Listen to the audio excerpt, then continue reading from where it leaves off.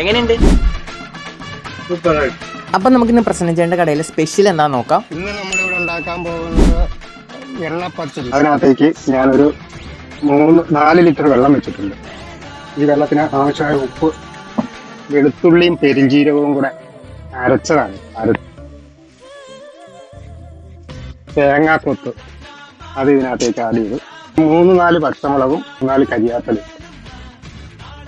കരിയാപ്പില നമ്മളൊന്ന് മുറിച്ചെടുക്കണം. നല്ലതുപോലെ തിളച്ചതിന് ശേഷം 1 കിലോ റവ, 1 കിലോ മൈദ, അതിനകത്തേക്ക് ലേശം അരിപ്പൊടി. ഇപ്പൊ ഞാനീ ഉണ്ടാക്കുന്നതിൽ ഒരു 65 എണ്ണം വരും. രണ്ടും കൂടെ എന്നിട്ട് ശരിക്കും മിക്സ് ചെയ്യുക, ഇത് ആഡ് ചെയ്യുകയാണ്. അങ്ങനെ ഇത് ഏതാണ്ട് ഒന്ന് റെഡിയായി വന്നിട്ടുണ്ട്. ഇനി 10 മിനിറ്റ് നമ്മൾ വെയിറ്റ് ചെയ്തിരിക്കുക ഒന്ന് സെറ്റായി വരാൻ വേണ്ടിയിട്ട്. അതിനുശേഷം ഇത് നമ്മൾ കുഴച്ച് മിക്സ് ചെയ്തിട്ട് നമുക്ക് വേണ്ടത്രയും ഭാഗം നമ്മൾ കട്ട് ചെയ്തെടുത്തിട്ട് ഒരു ചപ്പാത്തി പരുത്തും പോലെ അങ്ങ് പരത്തുക. എന്നിട്ട് നമ്മൾ പത്തിരിയുടെ ഷേപ്പ് കിട്ടാൻ വേണ്ടിയിട്ട് ഇത് ഇങ്ങനെ എടുക്കുകയാണ്. ആൻഡ് ഫൈനലി നമ്മൾ തിളച്ച എണ്ണയിലോട്ട് പത്തിരി അങ്ങ് ഇട്ട് കൊടുക്കുകയാണ്. തിളച്ചായി വരുമ്പോഴത്തേക്കും നല്ല രസമായിരിക്കും കേട്ടോ, മൊരിഞ്ഞിങ്ങനെ വരാൻ.